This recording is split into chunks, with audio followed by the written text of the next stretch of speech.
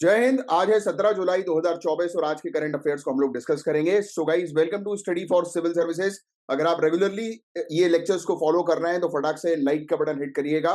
और जो भी स्टूडेंट्स नए हमारे साथ जुड़े हैं, आज पहली क्लास आप ले रहे हैं, तो मैं आपको बता दूं कि यहाँ पर हम लोग बिल्कुल प्रीलिम्स, मेंस, इंटरव्यू सभी पर्सपेक्टिव से न्यूज को कवर करते हैं। यूपीपीसीएस, यूपीएससी, बीपीएससी या किसी भी स्टेट पीएससी की तैयारी कर रहे हो तो लेक्चर को एंड तक जरूर देखना और रेगुलरली फॉलो करना।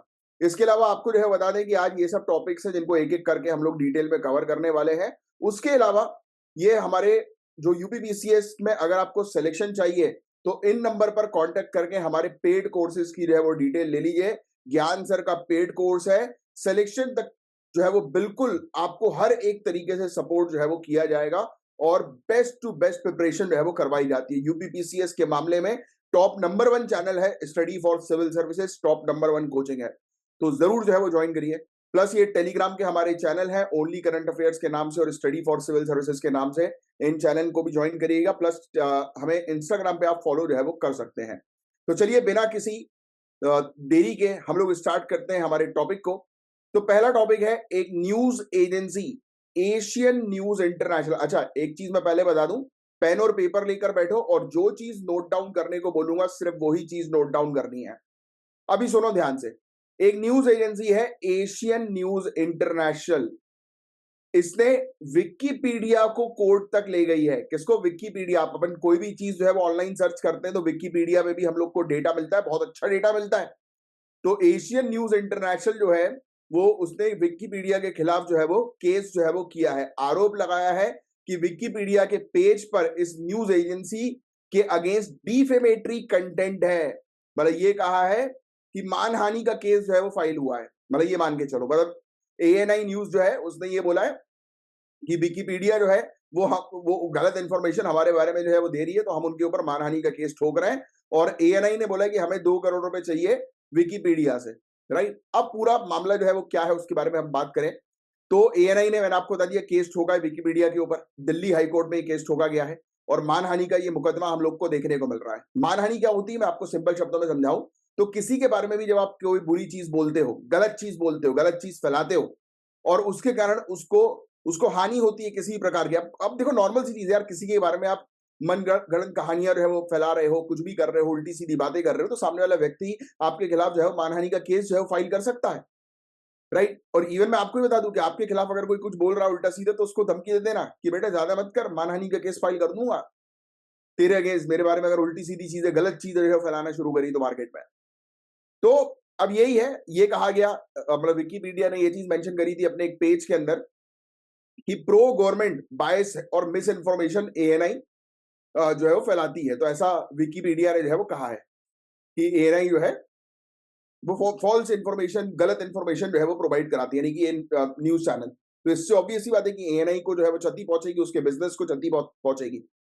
इसके अलावा आपको बता दें कि विकिपीडिया के ऊपर जो इन्फॉर्मेशन आती है वो किसके ऊपर रिलाय करती है मैं आपको बता दूं। आप उस इन्फॉर्मेशन को जो है वो एडिट कर सकते हो, कोई भी। अगर मैं चाहूं तो विकिपीडिया के पेज पर जो है वो एक इन्फॉर्मेशन अपनी तरफ से जो है वो ऐड कर सकता हूं। तो ये चीज होती है विकिपीडिया के ऊपर। विकिपीडिया में वॉलंटियर एडिटर्स होते हैं, जैसे कि मैं हुआ, आप हुए, कोई भी। राइट, तो वो अपनी इंफॉर्मेशन यहां पर जो है वो डाल सकते हैं। एडिटिंग हिस्ट्री जो है वो शो करती है reversal of factual edits impacting ANI reputation. Right, आगे की जो है वो चर्चा करें। विकिपीडिया विकिपीडिया का फाउंडेशन हुआ 2001 में। ये सब चीजें याद रखने की जरूरत नहीं, आप जानती हो विकिपीडिया एक ऑनलाइन इंसाइक्लोपीडिया जो कि कंप्लीटली फ्री है। यूजर यहां पर अपना डेटा जो है वो क्या कर सकते हैं, इंफॉर्मेशन ऐड कर सकते हैं और विकिपीडिया की मदद से इंफॉर्मेशन ले सकते। अच्छा, अब यहां पर एक चीज मेरे दिमाग में आ रही जो मैं आपके साथ शेयर करता हूं। भैया देखो, सबसे पहली चीज तो आप कोई भी चीज ऑनलाइन सर्च करते हो तो एक चीज हमेशा ध्यान में रखना, आपको ऑफिशियल वेबसाइट से ही इंफॉर्मेशन कलेक्ट करनी है। जैसे कि अगर आप किसी न्यूज को सर्च कर रहे हो तो अच्छे जो न्यूज़पेपर होते हैं जैसे कि the Hindu, Indian express, right, इनसे जो है आप इंफॉर्मेशन लो। पहला पॉइंट। दूसरा पॉइंट, कोई भी स्कीम वगैरह के बारे में सर्च कर रहे हो तो पीआईबी पीआईबी की वेबसाइट पर जो है वो सर्च करो, या ऑफिशियल जो स्कीम की मिनिस्ट्री है उसकी वेबसाइट पर जो है वो सर्च करो।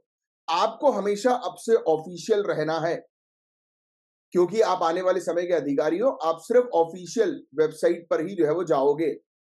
आपको ये फालतू की वेबसाइट पर जाने की जरूरत नहीं, किसी कोचिंग की पर्सनल वेबसाइट पर जाने की जरूरत नहीं। आप इतने समझदार हो कि आपको पता होना चाहिए कि अगर आपको एग्जैक्ट फैक्चुअल इन्फॉर्मेशन चाहिए जो एग्जामिनेशन में जो है पूछी जाएगी और उसका आंसर अगर आपको करेक्ट करना है तो ऑफिशियल वेबसाइट्स से ही इंफॉर्मेशन लेना अब से शुरू करिए। क्योंकि विकिपीडिया में भी आप अगर विकिपीडिया के ऊपर रिलाय करते हो तो ये भी सही नहीं है, इसमें भी कई बार फैक्चुअल इन्फॉर्मेशन गलत लिखी रहती है। तो विकिपीडिया एक इंटरमीडिएटरी के तौर पर जो है वो काम करता है, मध्यस्थ के रूप में जो है वो कार्य करता है, राइट। क्योंकि बस इसने विकिपीडिया ने मान के चलो एक पेज दे दिया है जिस पेज पर लोग इंफॉर्मेशन डाल सकते हैं, एडिट कर सकते हैं, हटा सकते हैं। आगे ही जो है वो चर्चा करें तो लीगल फ्रेमवर्क जो है वो इससे रिलेटेड क्या है और सेफ हार्बर क्या है। तो आईटी एक्ट और इंटरमीडिएटरीज में कुछ चीजें शामिल हुई, जैसे कि सेक्शन 2 क्लॉज 1 डब्ल्यू डिफाइन करता है इंटरमीडिएटरी, जिसमें विकिपीडिया भी शामिल है। सेक्शन 79 प्रोवाइड करता है safe harbour protection third party content के लिए। अब देखो, फेसबुक पर जैसे कोई व्यक्ति जो है वो किसी को मैसेज कर रहा है, अब इसमें फेसबुक की क्या गलती? फेसबुक ने तो प्लेटफॉर्म प्रोवाइड किया है, कोई किसी को मैसेज कर रहा है, धमकी दे रहा है, तो वो उनके आपस का मामला है, तो इसमें फेसबुक को थोड़ा ना घसीटा जाएगा। तो ये होता है सेफ हार्बर। क्या होता है? Safe harbour. तो पहली चीज तो हम लोग को जो है वो देखने को मिल रहा है कि कंडीशन जो है प्रोटेक्शन की क्या होती है, नो इनिशिएशन ऑफ ट्रांसमिशन, कि इसमें जो वेबसाइट है वो खुद से जो है वो ट्रांसमिट नहीं कर रही है डेटा को। No selection of receiver, receiver को जो है वो सेलेक्ट नहीं कर रही है, आपस में रिसीवर सेंडर जो है वो एक दूसरे को सेलेक्ट करेंगे। नो मॉडिफिकेशन ऑफ कंटेंट, अगर वो वेबसाइट कोई कंटेंट को मॉडिफाई नहीं कर रही है तो वो बच जाएगी। फिर इसके अलावा digital media ethics code, intermediary guidelines and digital media ethics codes का कंप्लायंस करना है। मतलब कंप्लायंस जो हम लोग को देखने को मिलता है, रूल्स रेगुलेशन जो सरकार ने बताए थे कि क्या क्या चीजें करनी है, जैसे कि डेटा जो है वो इंडिया के अंदर ही रहना चाहिए, राइट, इसके डेटा सेंटर्स इंडिया में ही होने चाहिए। ऐसी कुछ कंडीशंस थी जिस कंडीशन को पता है ट्विटर फॉलो नहीं कर रहा था, तो इसलिए हमने एक बार ट्विटर को बोल दिया था कि बेटा तुम्हें प्रोटेक्शन फिर मिलेगी नहीं, बाद में मत कहना, राइट, कल को कुछ लफड़ा होता है तो तुम भी घसीटे जाओगे। तो फिर उसने जो है वो डेटा सेंटर यहाँ पर ओपन कर दिया था, राइट। तो ये चीज हम लोग को देखने को मिल रही है बस। और इवन जब भी गवर्नमेंट को आवश्यकता पड़ेगी आपके डेटा की, तो आपको गवर्नमेंट के साथ अपना डेटा शेयर करना पड़ेगा। तो ये सब कंडीशंस फुलफिल करने की बात की गई थी इसके अंदर, intermediary guidelines and digital media ethics code के अंदर। फिर इसके अलावा सुप्रीम कोर्ट जो है उनके क्या जजमेंट्स हम लोग को रहे वो पहले देखने को मिले, कुछ निर्णय। तो आयुर्वेदिक मेडिसिन मैन्युफैक्चरर केस 2022 का देखने को मिला था, जिसमें विकिपीडिया आर्टिकल को जो है वो कहा गया कि वो डिफेमेटरी है। कोर्ट ने एडवाइस किया कि आर्टिकल को जो है वो एडिट करो या दूसरी लीगल रेमेडीज जो है वो रखो, तो सामने पेश करो। फिर Hewlett Packard India sales case 2023 का हमें देखने को मिला, ये भी विकिपीडिया के अगेंस्ट था, राइट। ये चीज हम लोग को देखने को मिल रही है।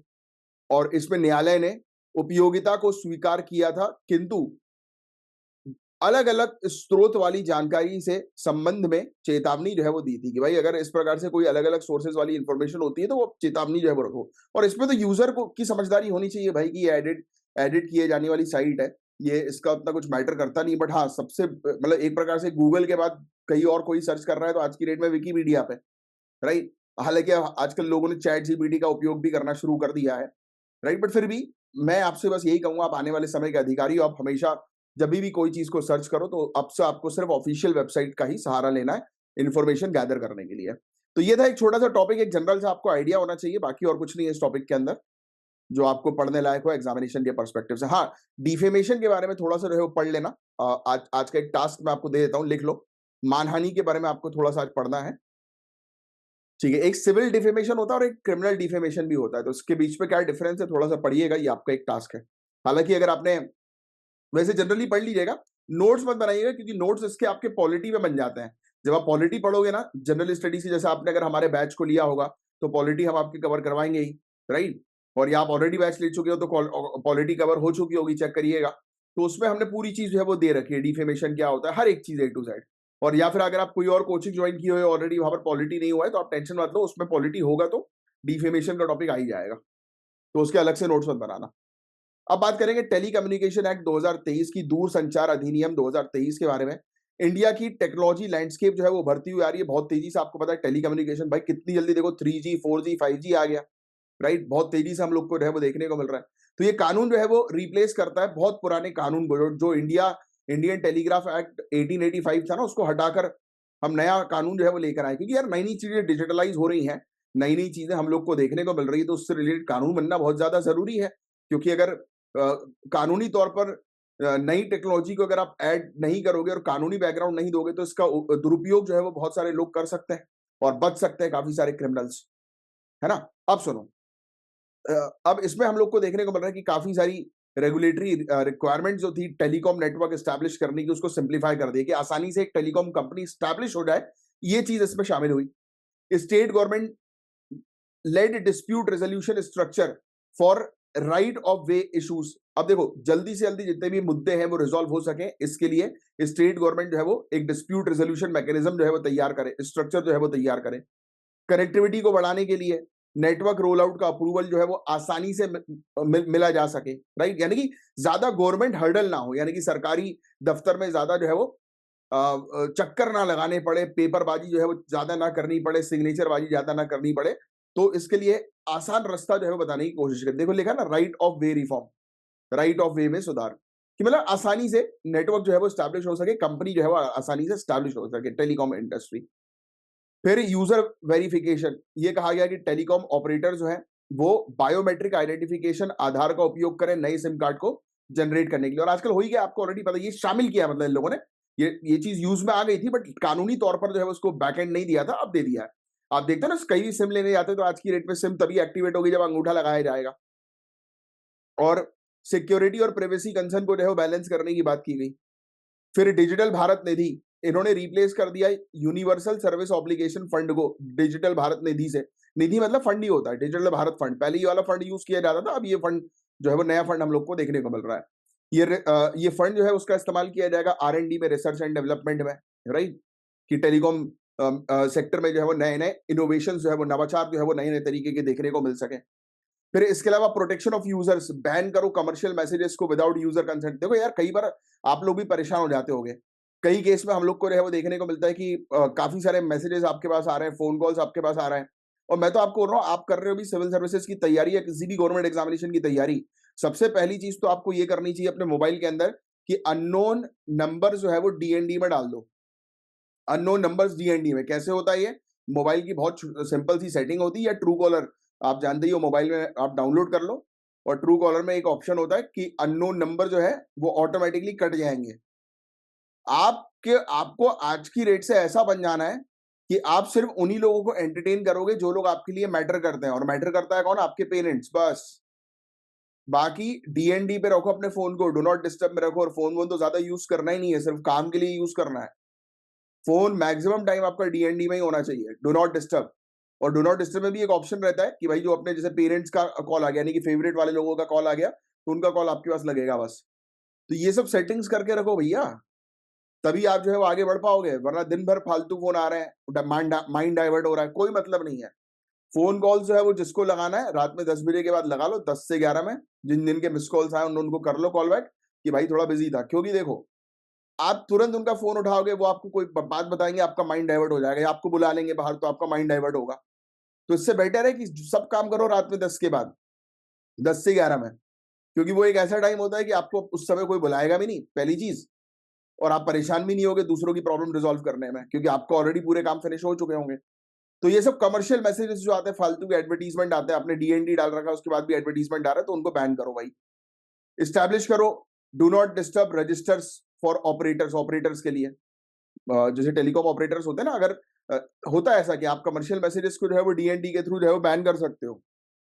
और मेरा कहना ये है कि हर एक कंपनी को इस चीज पर काम करना चाहिए कि अगर वो किसी को अपने कमर्शियल एड्स वगैरह फॉरवर्ड करते हैं, कमर्शियल मैसेजेस वगैरह, तो उनके हर मैसेज के नीचे उनको मेंशन करना चाहिए कि भाई अगर आप हमारे मैसेजेस को अनसब्सक्राइब करना चाहते हो तो स्टॉप लिख दो या अनसब्सक्राइब लिख दो, जिससे कि दोबारा से उनको वापस से मैसेज ना जाए। क्योंकि भाई देखो, नॉर्मल सी चीज है, इंसान डिस्टर्ब होता है बार बार, और फोन कॉल्स तो करना ही नहीं चाहिए कभी भी। कोई इंसान गाड़ी चला रहा है, क्या कर रहा है, फोन कॉल एकदम से आ गया, फालतू का फोन कॉल, उस फोन को उठाने में लोग गिर जाते हैं। और पहली चीज तो लोग ही गलती करते हैं कि भाई गाड़ी चलाते चलाते फोन क्यों चला रहा है।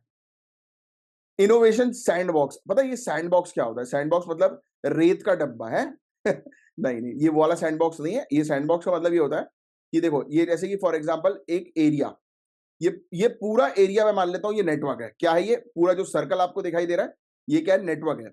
इस सर्कल के बीच में जो है मैंने एक छोटा सा डब्बा जो है बनाया। इसका मतलब ये है कि आप नेटवर्क में ही रहकर टेक्नोलॉजी को इस प्रकार से जो है वो डेवलप करो कि और टेस्ट करो रियल टाइम बेसिस पर। यानी कि फॉर एग्जांपल आपका अगर 1 करोड़ यूजर का बेस है, तो आप 1 लाख यूजर्स में टेस्टिंग करो नई टेक्नोलॉजी की, उसको बोलते हैं सैंडबॉक्स, राइट। तो एक कंट्रोल्ड एनवायरनमेंट में नई टेक्नोलॉजी को टेस्ट करने का एक तरीका है सैंडबॉक्स। ये बहुत इंपॉर्टेंट है। इससे एक्सपेरिमेंटेशन जो है वो इंकरेज किया जाता है विदाउट रिस्क, क्योंकि बहुत ही कम लोगों के साथ रियल टाइम बेसिस पर एक्सपेरिमेंट होता है। जैसे कि अभी हुआ नहीं था, कुछ लोग स्टार्टिंग स्टार्टिंग में जब सरकार ने जो है ये चीज चलाई थी कि कहीं पर भी डिजास्टर मैनेजमेंट के लिए मतलब वार्निंग दिया जाता है, तो स्टार्टिंग में बहुत ही कम लोगों के पास कुछ वार्निंग आए थे, राइट, टेस्टिंग वाले।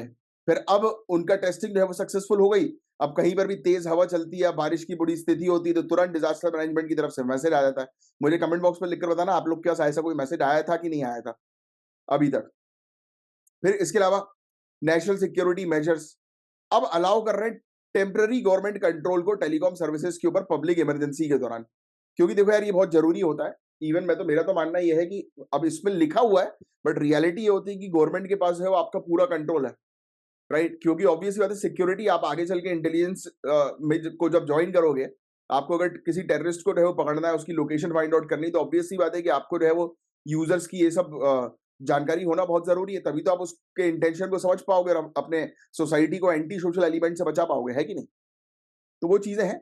सिक्योरिटी नीड्स को, इंडिविजुअल के राइट्स को जो है बैलेंस करना, ये सिर्फ लिखने वाली बातें हैं मेंस के अंदर। बाकी रियलिटी में तो मेरा पर्सनली मानना यह है कि गवर्नमेंट के पास पूरा कंट्रोल होना चाहिए।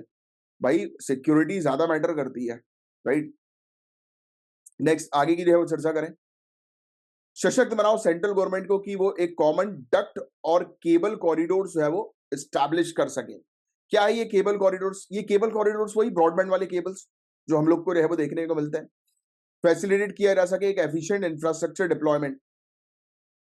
फिर इससे पहले के बारे में बात करें तो इंडियन टेलीग्राफ एक्ट 1885 आया था। फिर Indian wireless telegraphy act 1933, telegraph wires unlawful position act 1950। फिर रीसेंट अपील जो है वो हम लोग को रिसेंटली इसको 1950 के कानून को जो है वो हटा दिया गया।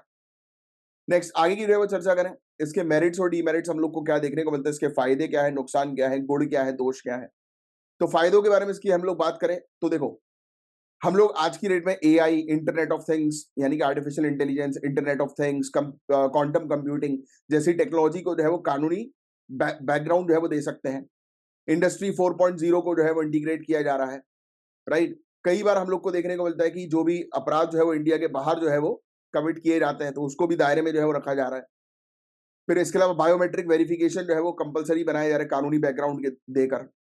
फिर इसके अलावा इसके डीमेरिट्स कुछ ये है क्योंकि बहुत ज्यादा पावर जो है वो दी जा रही है गवर्नमेंट को, इसका मिसयूज जो है वो किया जा सकता है। फिर लोगों की प्राइवेसी, गोपनीयता का जो है वो मुद्दा जो है वो उठ सकता है। ओटीटी सर्विस जो है वो पूरी तरह से इसके अंदर शामिल नहीं की गई है, राइट। गांव क्षेत्र में जो टेलीकॉम सेक्टर जो हम लोग को देखने को मिल रहा है वो प्रभावित जो है वो हो सकता है, क्योंकि उसमें गांव क्षेत्रों की ज्यादा इन्होंने चर्चा जो है वो नहीं करी है, बात जो है वो नहीं करी है। तो ये था एक पूरा ओवरऑल टॉपिक। इसमें कुछ आपको याद रखने की जरूरत नहीं, बहुत कॉमन बेसिक चीजें हैं। अगर आप लिखना चाहो तो ये सब जो मैंने अभी आपको बताया ना, ये वाले 1 2 3 4 ये जो लिखा हुआ है, बस ये चीज आप मेंशन जो है वो कर सकते हो, बस एक एक पॉइंट। सैंड बॉक्स है, सैंड बॉक्स के बारे में अगर आपको नहीं पता है क्या होता है, तो मैंने अभी जो एक्सप्लेन किया था तो वो लिख लो, बस ये चीज है। चलिए नेक्स्ट टॉपिक के बारे में चर्चा करें। हाँ, पिछले 1 दशक में हम लोग को जो है वो देखने को मिला कि इंडिया के अंदर वुमेन रिप्रेजेंटेशन कॉर्पोरेट बोर्ड्स में जो है वो बढ़ गया। मतलब सिंपल शब्दों में मैं आपको बताऊं तो कंपनी जो होती है ना, प्राइवेट कंपनीज, वहां पर महिला जो है उनके प्रतिनिधित्व यानी कि उनका रिप्रेजेंटेशन बढ़ गया, यानी कि ज्यादा महिला हम लोग को अब कॉर्पोरेट सेक्टर में जो है वो देखने को मिल रही है। हालांकि इंडिया अभी भी काफी सारी कंट्री से जो है वो पीछे है जेंडर इक्वलिटी के मामले में, राइट। हम लोग को देखने को मिल रहा है लैंगिक समानता के मामले में जो है अभी भी हम लोग जो है वो थोड़े कुछ कंट्री से जो है वो पीछे हैं। आपको बता दें 2014 में मात्र 5% से थोड़ा सा ज्यादा शेयर था महिलाओं का कंपनी के बोर्ड में। कंपनी का बोर्ड मतलब समझ रहे हो ना, बोर्ड ऑफ डायरेक्टर्स की जो है बात हो रही है कॉर्पोरेट सेक्टर के अंदर, हाई पोजीशन, टॉप पोजीशन, जो 2023 में 16% हो गया, यानी कि अच्छी खासी ग्रोथ जो है वो हमने करी है 1 दशक के अंदर। फिर इसके अलावा टॉप मैनेजमेंट पोजीशन में जो है वो महिला जो है वो ये भी बढ़ी है, नियरली 14% टू 22% हम लोग को देखने को मिली। पहले 14% थी, वो 22% हुई। आगे की चर्चा करें, प्रोग्रेस के बावजूद इंडिया जो है फ्रांस, स्वीडन, यूएस, यूके से पीछे हम लोग को जो है वो देखने को मिल रहा है। फिर ग्लोबल एवरेज के बारे में बात करें तो ग्लोबल एवरेज जो है वो 33% हम लोग को देखने को मिल रहा है, बट इंडिया का 20% ही जो है वो 2019 में हम लोग को नजर आया। तो ये सब चीजें, तो रोल ऑफ जेंडर कोटा का रोल जो है वो हम लोग को क्या देखने को मिलता है, तो कॉर्पोरेट बोर्ड्स के अंदर जो है वो एक पूरे दुनिया भर में एक मोमेंटम जो है वो प्रोवाइड कराता है। और ऑब्वियसली बात है कि जेंडर इक्वलिटी हम लोग को हर एक सेक्टर के अंदर देखने को मिलनी चाहिए। उससे अलग अलग प्रकार के विचार जो है वो सामने आते हैं, अलग अलग प्रकार के आप कह सकते हो कि ओपिनियंस जो है वो सामने आते हैं, राइट, कि किसका कैसे सोचना है, प्लानिंग्स और बेहतर जो है वो बनती है, जेंडर इक्वल प्लानिंग जो है वो बनती है। तो ऐसी चीज है। नॉर्वे जो है वो लीड कर रहा है 2003 में। यहाँ पर इसने 40% कोटा जो है महिलाओं के लिए रख दिया था कि बोर्ड में, कि मतलब हर 10 में से 4 महिला जो होंगी वो बोर्ड की मेंबर्स होंगी, ऐसा कहा गया। दूसरी countries Spain, Finland, Iceland, France, Israel, ये इस सेम चीज को जो है फॉलो कर रही है। इंडिया के अंदर सिनेरियो की बात करें तो इंडिया ने भी जेंडर कोटा जो है वो शुरू किया, बट अभी भी ये पूरी तरह से इंप्लीमेंट हुआ नहीं है। कुछ कंपनी जो हम लोग को देखने को मिल रही है वो अपॉइंट कर रही है महिलाओं को ऑर्गेनाइजेशन के बाहर की। हालांकि उन्होंने जो है वो मतलब इस चीज को प्रॉपर तरीके से, आप ये कह सकते हो कि कानूनी बैकग्राउंड अभी तक मिला नहीं है और प्रॉपर तरीके से इसको कंप्लाई जो है वो नहीं किया जा रहा है। ठीक है, जैसे दूसरी कंट्री के अंदर है, उन्होंने बिल्कुल रूल्स बना दिए कि 40% जो है बोर्ड में महिला होनी चाहिए। तो इस प्रकार के कोटे वाले रूल्स होंगे तो जेंडर इक्वलिटी इजिली अचीवेबल हो पाएगी। बट हमारे यहाँ ये वॉलंटरी है, इच्छा अनुसार है। आगे की बात करें, एनसीएईआर की कुछ रिपोर्ट्स के बारे में चर्चा करें तो top 10 NSE national stock exchange listed company जो हम लोग को देखने को मिलती है, टॉप 10 में से 5 कंपनी ऐसी हैं जहां पर टॉप मैनेजमेंट टीम में महिला है ही नहीं। ये मार्च 2023 के रिपोर्ट जो है बता रहा है। 50% से भी ज्यादा एनएसई लिस्टेड कंपनी के अंदर कोई भी महिला टॉप मैनेजमेंट में रोल में है ही नहीं। अप्रोक्सीमेटली 10% कंपनी ही ऐसी है जिनमें एक महिला हम लोग को जो है वो टॉप पोजीशन पर देखने को मिल गई तो मिल गई। सोचो आप, तो ये स्थिति तो इंडिया के अंदर हम लोग को जो है वो देखने को मिल रही है। आगे की चर्चा करें, एटलीस्ट एक महिला जो है बोर्ड के अंदर कोरिलेट करेगी हायर इकोनॉमिक परफॉर्मेंस के साथ और लोअर फाइनेंशियल रिस्क के साथ। अब पर इसमें काम नहीं बनेगा ना, आपको जेंडर इक्वल जो है वो करना ही पड़ेगा, तभी जाकर बेटर प्लानिंग, बेटर पॉलिसी जो है वो बनेगी। तभी तो आप इवन यूनाइटेड नेशन के सस्टेनेबल डेवलपमेंट गोल्स को जो है अचीव कर पाओगे। वर्ल्ड बैंक ने कुछ रिकमेंडेशन दी है। वर्ल्ड बैंक ने जो है ये कहा कि आप एक अलग कैटेगरी, सब कैटेगरी जो है बनाओ माइक्रो एंटरप्राइज सेक्टर के अंदर, जिससे कि वुमेन ओन वेंचर को जो है वो सपोर्ट किया जाए, राइट। मतलब सिंपल शब्दों में आपको बताऊं कि इन्होंने वर्ल्ड बैंक का जो है ये कहना था कि भाई रिकमेंडेशन था कि आप गवर्नमेंट जो है वो सपोर्ट करें कि महिला ज्यादा से ज्यादा जो है वो कंपनीज के अंदर जो है वो इनरोल हो या रिप्रेजेंटेशन उनका कंपनीज में जो है वो बढ़े। फिर इसके अलावा डिजिटल डिवाइड डिवाइड को जो है वो ब्रिज अप करना है। महिला एंटरप्रेन्योर जो है उनको डिजिटल लिटरेसी के बारे में बताओ, राइट, क्योंकि डिजिटल साक्षरता बहुत ज्यादा जरूरी है। ट्रेनिंग प्रोग्राम्स के थ्रू करवाया जा सकता है इस चीज को। इसके अलावा financial management capabilities, digital bookkeeping, digital payment system, इन सब चीजों की जानकारी जो है महिलाओं को प्रोवाइड कराओ ट्रेनिंग्स वगैरह के थ्रू। ठीक है, ग्रेजुएशन प्रोग्राम्स है वो होनी चाहिए सस्टेनेबल जो है वो ग्रोथ के लिए, राइट, ये बात बहुत ज्यादा जरूरी है। एक इंस्टीट्यूशनल इकोसिस्टम को जो है वो स्ट्रेंथन करो, मजबूत जो है वो बनाओ।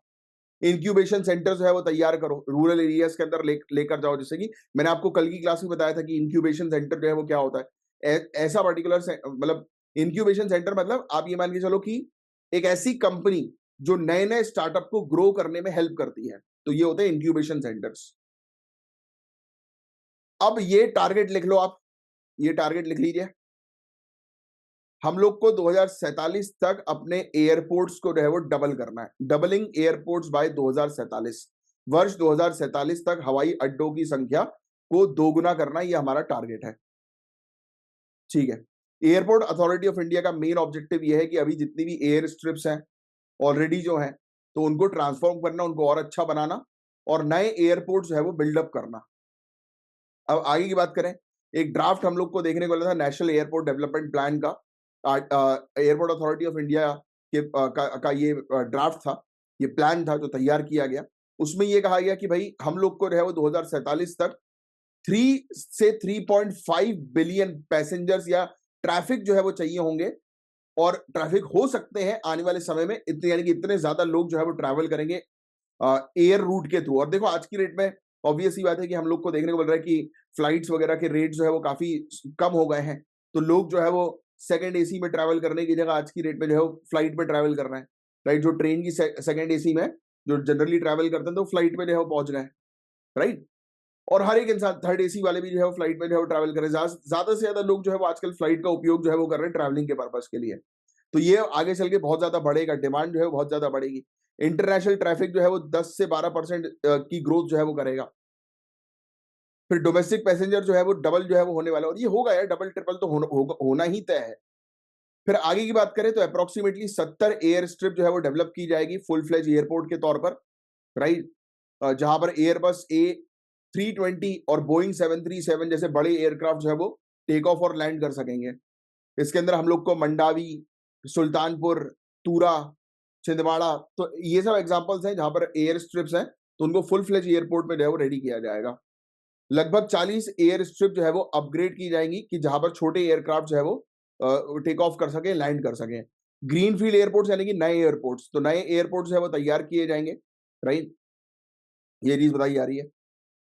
फिर इसके अलावा उड़ान स्कीम के बारे में तो आपको ऑलरेडी पता ही होगा, उड़े देश का आम नागरिक।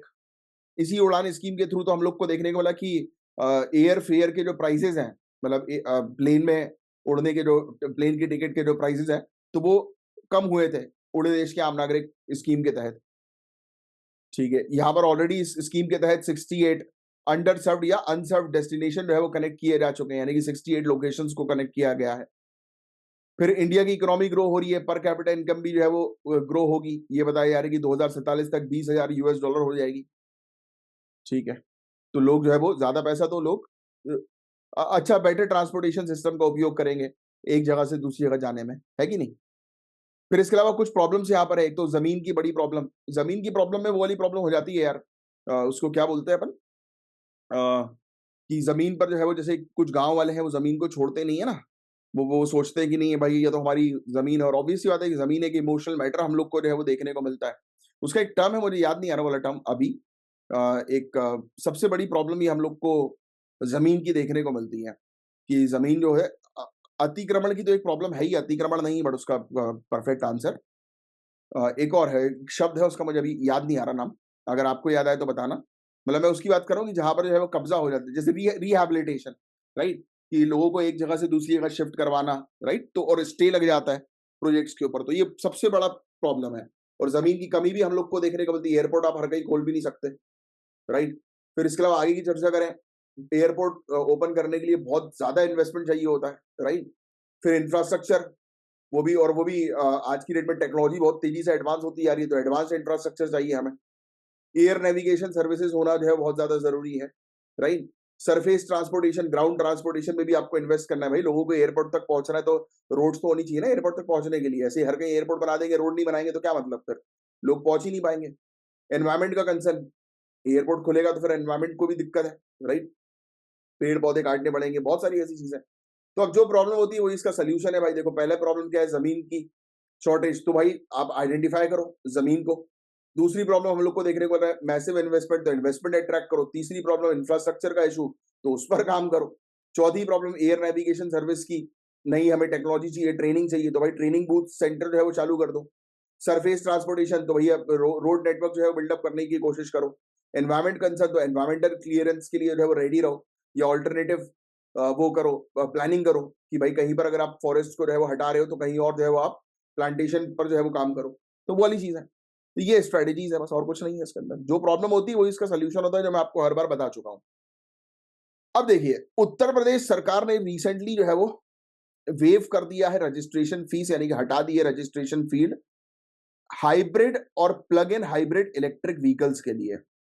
और इन्होंने तमिलनाडु, चंडीगढ़ में जो चीज चल रही थी कि हाँ भाई हम मतलब सेम प्लानिंग जो चंडीगढ़ और तमिलनाडु कर रही है, तो वो सेम प्लानिंग अब यूपी कर रही है। यूपी पीसीएस के लिए बहुत इंपॉर्टेंट है। सिंपल शब्दों में मैं आपको समझाऊं तो उत्तर प्रदेश सरकार जो है ये चाह रही है कि ज्यादा से ज्यादा लोग जो है वो इलेक्ट्रिक व्हीकल्स का उपयोग करें, इसलिए इलेक्ट्रिक व्हीकल्स पर अब कोई भी रजिस्ट्रेशन फीस जो है वो नहीं लगेगी। अब देखो, अचानक से हम लोग को देखने को मिला कि इंडिया के अंदर इलेक्ट्रिक व्हीकल्स की सेल्स जो है वो बढ़ गई है, और सच भी है यार। ये मैं खुद देख रहा हूँ, आज की डेट में आप रोड्स पे देखोगे तो आपको काफी सारी पहले मतलब पिछले साल के कंपैरिजन या पिछले 5 साल के कंपैरिजन बहुत सारी इलेक्ट्रिक व्हीकल्स अब आपको नजर आ रही हैं। राइट? तो मतलब आप घूमने निकलो बाहर तो आपको कम से कम 3-4-5 इलेक्ट्रिक व्हीकल्स तो दिख ही जाएँगी, चाहे वो टू व्हीलर वाली हो, चाहे वो फोर व्हीलर वाली हो, है कि नहीं बताओ? तो 2023 में हम लोग को देखने को मिला कि स्ट्रॉन्ग हाइब्रिड जो व्हीकल्स थी, यानी कि टोटल गाड़ियों में से 0.5% उनका शेयर था, जो 2014 में जो है वो हो गया 2.2%। और बैटरी इलेक्ट्रिक व्हीकल्स वाली जो पूरी कंप्लीटली इलेक्ट्रिक व्हीकल्स होती हैं, उनका शेयर भी 1.3% से 2.3% बढ़ गया। अब इसके लिए जैसे तमिलनाडु, चंडीगढ़ और अब हम लोग को देखने को मिल रहा है कि उत्तर प्रदेश, सॉरी, उत्तर प्रदेश, ये जो है वो रजिस्ट्रेशन फीस जो है वो वेव ऑफ कर दी इनने, राइट? रोड टैक्स जो है वो हटा दिए, तो इससे व्हीकल के प्राइस जो है वो थोड़े से लो हो गए, सस्ते हो गए। अब ये हाइब्रिड इलेक्ट्रिक व्हीकल क्या होती है? कुछ नहीं भाई, सिंपल सा इसमें फंडामेंटल होता है कि आप दोनों चला सकते हो। आप इलेक्ट्रिक बैटरी के थ्रू भी गाड़ी चल सकती है और आप इसके थ्रू भी पेट्रोल के थ्रू भी जो है पेट्रोल या डीजल के थ्रू आप गाड़ी चला सकते हो। तो ये होती है हाइब्रिड, यानी कि दोनों टेक्नोलॉजी का इसमें इस्तेमाल हो रहा है। बस और कुछ नहीं है इसके अंदर। दूसरा, ग्लोबल शिफ्ट हम लोग को हाइब्रिड की तरफ देखने को मिल रहा है, तो हाँ, हाँ भाई, आप पूरी तरह से जो है वो इलेक्ट्रिक व्हीकल के ऊपर अभी डिपेंडेंट नहीं हो सकते, तो हाइब्रिड एक अच्छा ऑप्शन है। क्योंकि देखो पूरी तरह से इलेक्ट्रिक व्हीकल के ऊपर आप तभी डिपेंडेंट होगे जब फास्ट चार्जिंग स्टेशन मिल जाएंगे आपको, कि आपकी गाड़ी जो है आपने खड़ी करी, जैसा पेट्रोल भरता है वैसी गाड़ी चार्ज हो जाए फटाक से, राइट? तो जो है वो अच्छे से काम जो है वो हो सकता है। टाटा मोटर्स, महिंद्रा एंड महिंद्रा, हुंडा, ये फोकस कर रही है इलेक्ट्रिक व्हीकल्स के ऊपर। मारुति सुजुकी प्रायोरिटी दे रही है हाइब्रिड के ऊपर, जिन्होंने टोयोटा के साथ जो है पार्टनरशिप कर रखी है। एचएसबीसी की रिसर्च सामने आती है कि हाइब्रिड व्हीकल ज्यादा प्रैक्टिकल है, राइट, मीडियम टर्म सोल्यूशन के लिए, राइट? तो मुझे भी ऐसा लगता है कि हाइब्रिड व्हीकल ज्यादा बेटर है। आपको क्या लगता है बताइएगा कमेंट बॉक्स में लिखकर।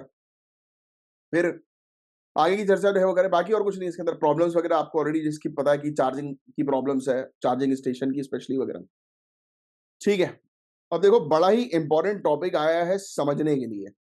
हुआ ये है कि सेंट्रल पोल्यूशन कंट्रोल बोर्ड, इन्होंने अपने ग्रीन फंड्स का इस्तेमाल जो है वो किया है रोड के रिपेयर्स के लिए। अब सेंट्रल पोल्यूशन कंट्रोल बोर्ड का मतलब और उसके ग्रीन फंड जो है वो क्या होते हैं? देखो नाम से हमारा ग्रीन फंड, यानी कि इस निधि, इस पैसों का इस्तेमाल जो है वो करना है किस पर्पस के लिए? एनवायरमेंट को बेटर बनाने के लिए। अब ये सेंट्रल पोल्यूशन कंट्रोल बोर्ड क्या कर रही है? रोड को रिपेयर कर रही है इस पैसों से।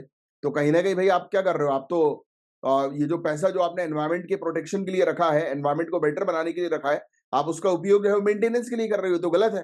तो इसी चीज ने क्वेश्चन जो है वो रेस किया। नेशनल ग्रीन ट्रिब्यूनल जो है वो अब जांच कर रही है पूरे मुद्दे के ऊपर। अब आपको बता दें, सेंट्रल पोल्यूशन कंट्रोल बोर्ड जो है वो यूटिलाइज करती है एनवायरमेंट प्रोटेक्शन चार्ज और environment compensation fund road repairs के लिए।